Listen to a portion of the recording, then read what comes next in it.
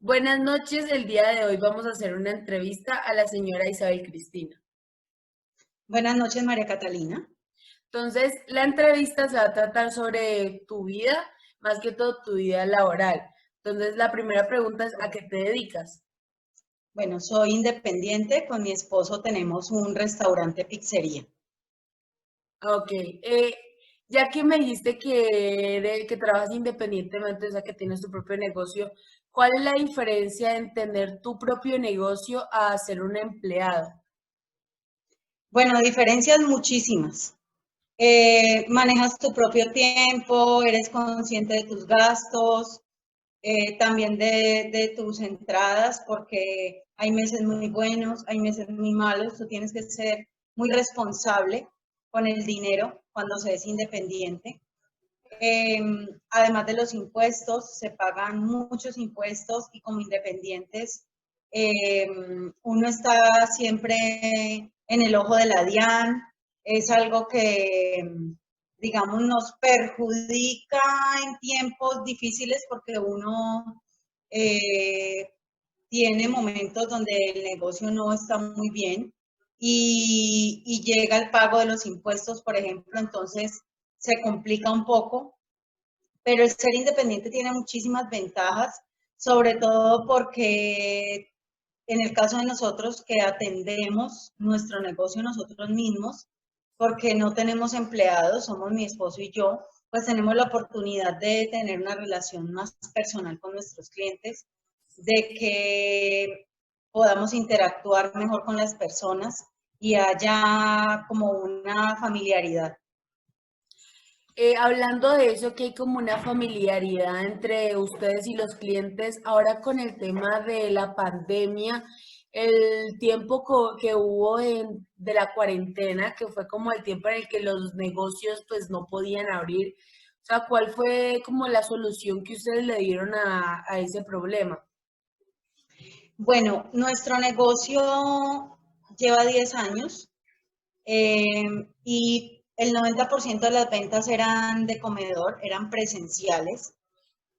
Cuando el 21 de marzo nos dijeron que teníamos que cerrar indefinidamente, fue un golpe muy duro.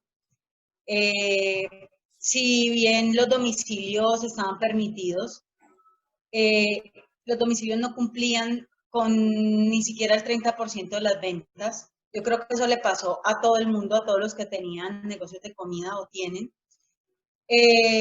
porque estábamos acostumbrados a lo que te decía anteriormente, atender a la gente cara a cara, a ser amigos, a tener una experiencia en la mesa con nuestros clientes y tener que empacar la comida y tener que depender de un domiciliario, del tiempo del domiciliario, fue muy complicado, muy difícil. Yo considero que se perdieron muchos clientes, se ganaron otros nuevos, pero yo puedo decirte que se perdió mucho. Eh, Ganamos experiencia porque, digamos, no habíamos vivido esta situación nunca en la vida, ninguno de los seres humanos, yo creo, de la vida moderna lo había vivido, pero nos tocó como sacudirnos y volver a empezar y replantearnos muchas cosas. Se perdió mucho, pero se ganó mucho también porque adquirimos experiencia en otras áreas que no teníamos, como el tema de las redes sociales, que era, digamos, algo que uno manejaba muy eventualmente y nos obligó a tener que tener redes sociales para poder hacerle otro tipo de publicidad a nuestro negocio. De ahí se ganaron otros clientes con los que no contábamos, pero de todas maneras hacía falta nuevamente abrir el comedor. Ahora que ya hay como la forma de que se pueda abrir y puedan atender ya clientes, ¿cuál ha sido como la solución o cómo han optado por tratar esto para que no haya más contagios en su negocio? Bueno, El gobierno nacional nos planteó unos protocolos de bioseguridad para el sector de los restaurantes. Habían dos opciones, nosotros optamos por una de las opciones que es no permitir el ingreso al establecimiento. Nosotros tenemos 2 mesas al aire libre en las que las personas que deseen comer tienen que reservar, llamar con anticipación y se les sirve a la mesa. El resto de ventas son a domicilio o pueden venir a recogerlas, encargar y recoger. Esta fue la opción que nosotros optamos. Los demás negocios, muchos de los otros negocios optaron por la opción del ingreso al establecimiento, pero es mucho más complicado porque tú tienes que tomar la temperatura, después tomar todos los datos de esas personas que van a ingresar a tu establecimiento, pasan a una estación donde está el lavado de manos con el jabón antibacterial, el gel desinfectante, y ahí sí hacen el ingreso al establecimiento. Decidimos no hacerlo así porque nos parecía demasiado complicado. A pesar de que nosotros tenemos todos los protocolos, primero que todo en nuestro negocio el gel antibacterial, las medidas de precaución y barrera por parte de nosotros como propietarios y como atención al público, nuestro tapabocas, el alcohol, el lavado de manos constante. Pero la educación y la cultura ha sido muy complicada porque a pesar de que tenemos letreros sobre distanciamiento social, sobre el uso obligatorio del tapabocas, la gente no lo hace, la gente no cumple. En muchas ocasiones ya nos ha sucedido desde que abrimos nuevamente las puertas del negocio que hay personas que no aceptan el hecho de no poder entrar. Ellos quieren entrar a como de lugar y cuando se les niega la entrada se enojan. Entonces, ha sido un poquito complicado manejar el tema de esas personas que no creen en el COVID y que quieren seguir la vida como era antes, sabiendo que definitivamente todo cambió. ¿Cómo son, ya escuchando pues todo lo que se utiliza para las personas que llegan a comer, cómo es como la limpieza y todo eso a la hora de hacer los alimentos? Bueno, los alimentos deben ser, por parte de mi esposo y mío, siempre nos ha gustado ir personalmente a seleccionar la parte de las verduras, los quesos, las carnes frías, todo porque tuve muy malas experiencias con el tema del domicilio cuando pedía y me llegaban las verduras en mal estado. Bueno, entonces eh, decidimos en el medio de esta crisis, de todas maneras, continuar asistiendo a los lugares nosotros mismos a adquirir nuestros productos. Entonces, parte desde ahí, desde ir al lugar, abastecerse. En estos sitios, en la mayoría, por no decir en todos, hay las medidas de precaución. Cuando tú llegas a un supermercado, siempre va a haber una persona que te tome la temperatura y te ponga el gel en las manos. De ahí tú mercas lo que vas a mercar. Luego, cuando llegamos a la casa o a nuestro negocio, tenemos un tapete con hipoclorito donde ponemos nuestros zapatos.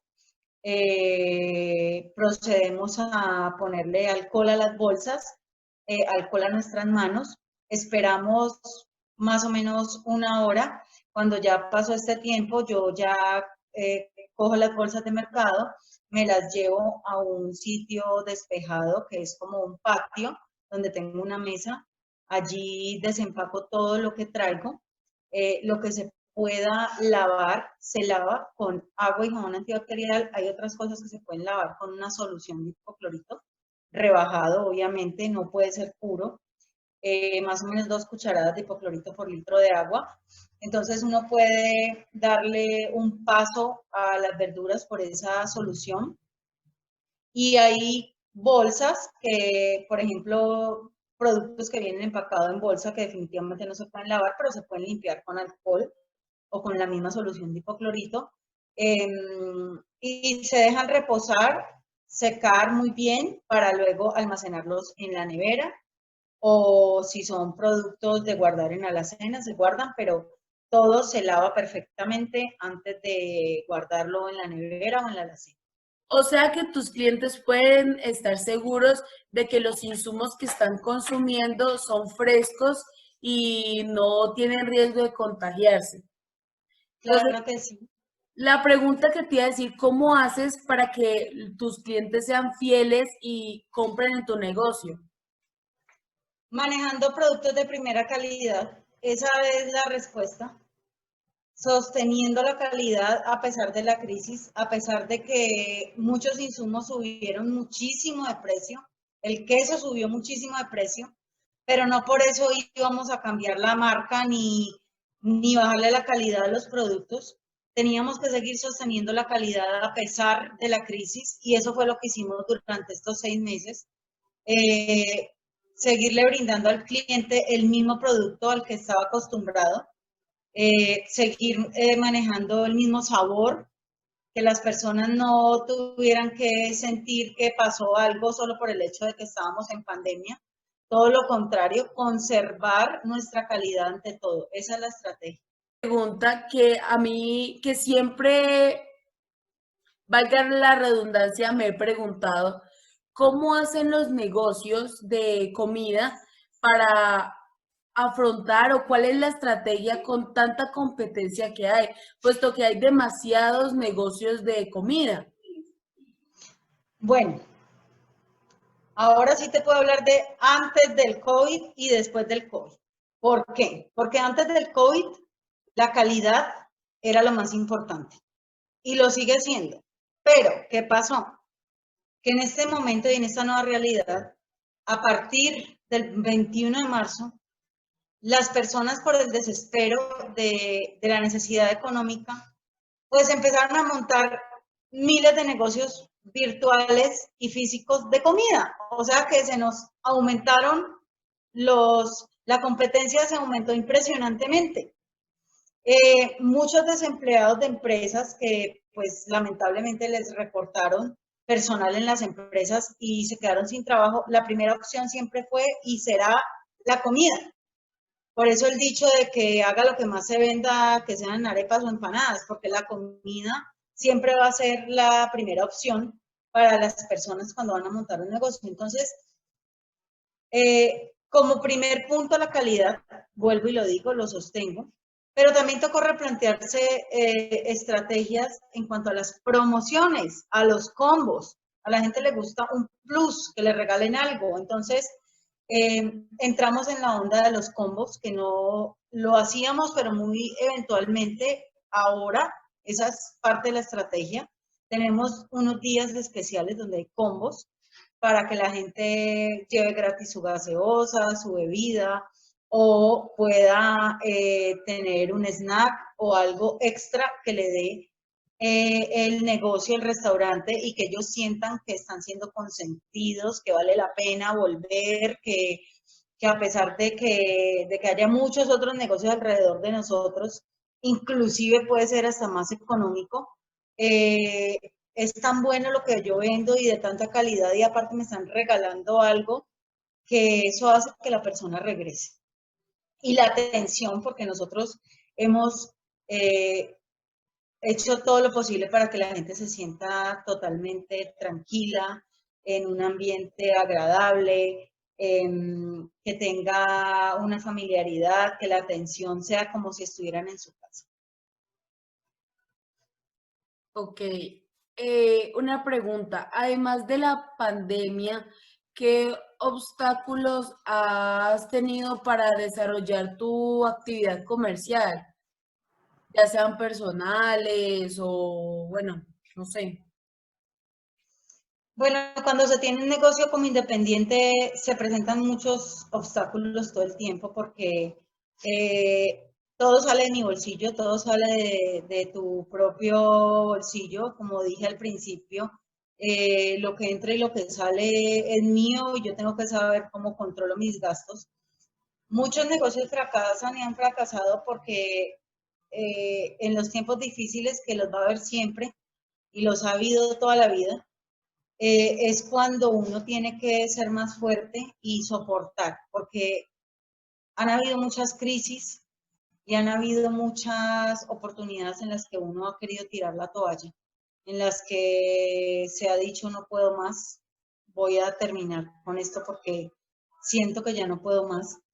Y es porque es la época de crisis, porque hay un bajón en las ventas, porque la economía del país de pronto está muy lenta y la gente en lo que menos quiere pensar es en comer por fuera porque sale muy caro y es entendible. Uno también es cliente de negocios, no solamente porque yo tengo un negocio de comida, yo nunca como en otras partes, sí lo hago, entonces yo sé que uno muchas veces quiere comer algo que le agrada, pero la piensa porque sale más barato comprar en el supermercado el arroz crudo y una pechuga de pollo y la cocino y tengo comida para 2 o 3 días, a ir a gastarme la misma plata en un restaurante en una sola salida. Entonces, esas crisis económicas son las que hacen que muchas veces uno se replantee la idea de seguir o de definitivamente terminar. Pero vienen siendo los mismos clientes los que vuelven y te buscan, los que como que te dan ese aliciente otra vez y te motivan a seguir adelante, a no decaer, a volverlo a intentar, a continuar. De pronto el error en el que se puede caer es en los préstamos, porque cuando uno está mal, pues uno necesita sí o sí solucionar su problema económico de alguna manera. Y la mayoría de personas caen en el tema del préstamo, sea con bancos o con terceros, que es el peor error que se puede cometer.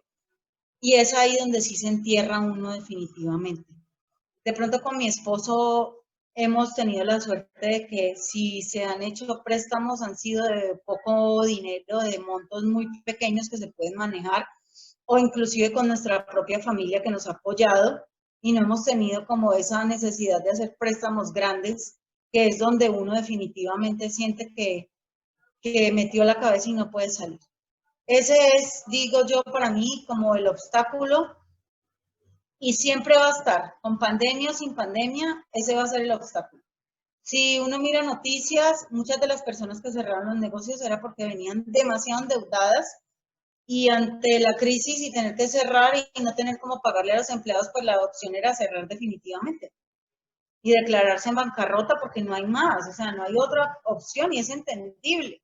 De pronto mi negocio al ser pequeño me da la oportunidad de manejarlo mejor. Yo puedo tener una ventaja por encima de los grandes porque al ser un negocio pequeñito yo tengo como la oportunidad de decidir, de hacer, de actuar sin necesidad de contar con más personas, no tengo socios, no tengo empleados, soy yo, somos mi esposo y yo.